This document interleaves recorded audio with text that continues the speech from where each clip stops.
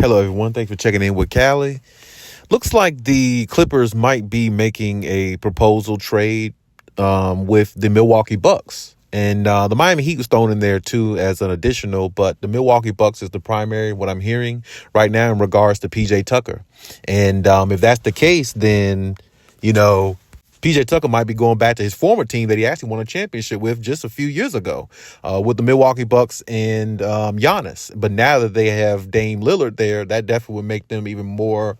They're definitely a contender now with Dame being there with Giannis, but adding somebody like PJ Tucker to give him a little bit of defense since he still feels like he has something left, could definitely make them a formidable contender, going forward if the trade more likely happens. And the way it looks right now, it looks as if the trade definitely more so, is going to happen, or definitely likely, to happen, because when you think about, what's at stake, for the Milwaukee Bucks. Yeah, they look like they're a good team ascending and, doing good things. But there are some games that I've looked at where they look like they would have a problem with a team like the Celtics. They would have a problem, with a team with more size and a team that plays a different style of basketball than the way they do. You see what I'm saying? So it's like having somebody like PJ Tucker there they can throw the guard on maybe, the other team, the opposing team's best player, to give Giannis a rest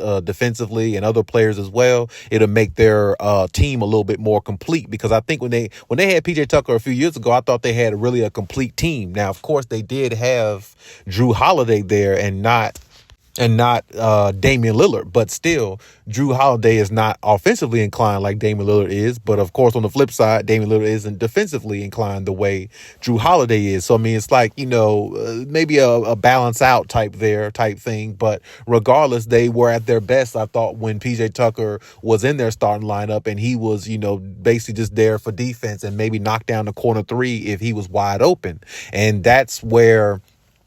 I think that's a piece that they can actually use on Milwaukee. But as far as the Clippers, PJ Tucker's definitely in the doghouse. He's definitely been there for a while, and he's definitely been out of rotation.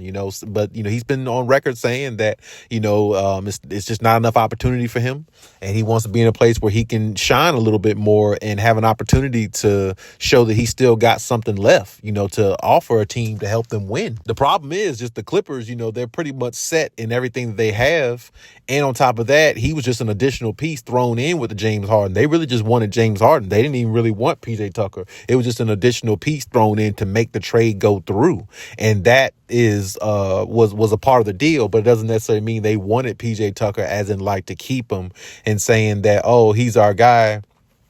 We want him too because he definitely could bring something to the table.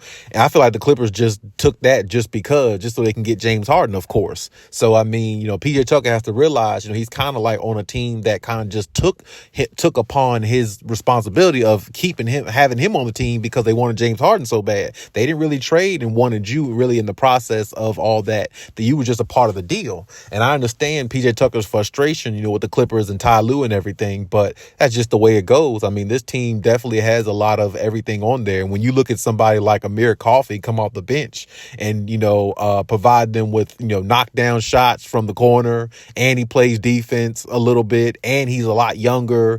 Ty Lue is looking at, he has players that can do the same thing that PJ Tucker can do, and they're a lot more youthful.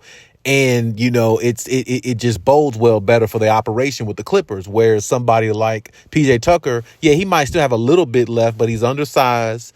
He can't, he is older.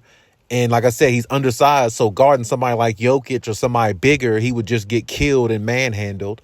It's really nothing there for Ty Lue to really feed upon on his game, because what PJ Tucker brings, he's got other guys on the roster that can do the same thing.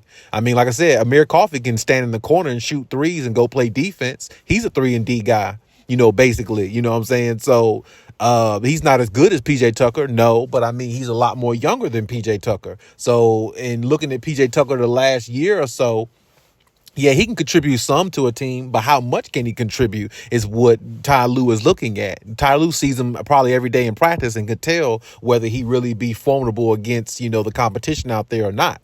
And I'm not saying that PJ Tucker doesn't have anything left, but he would fit better on a team like Milwaukee because they could use more of his expertise there than rather than on the Clippers. Because, like I said, he's a power forward. He could play small forward, something like that. But he's undersized, he's older, and he can't defend better than mostly anybody on the Clippers besides, maybe just a few guys.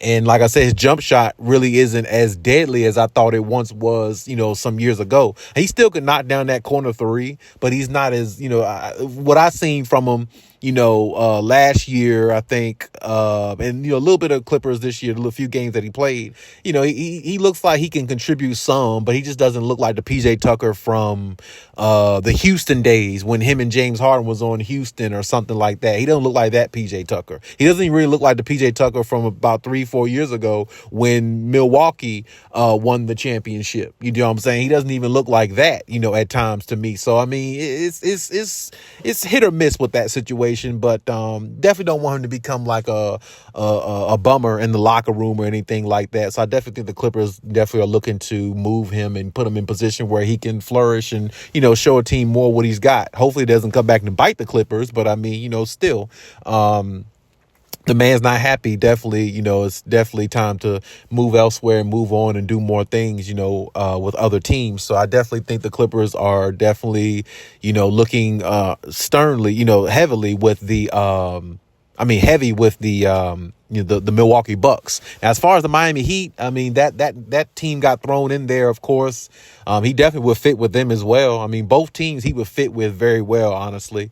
I think he played for both teams, honestly, in his career. But even still, I think he'll definitely find his way out. The Clippers will definitely try to find something that they can get in return for him, something decent, and definitely go from there.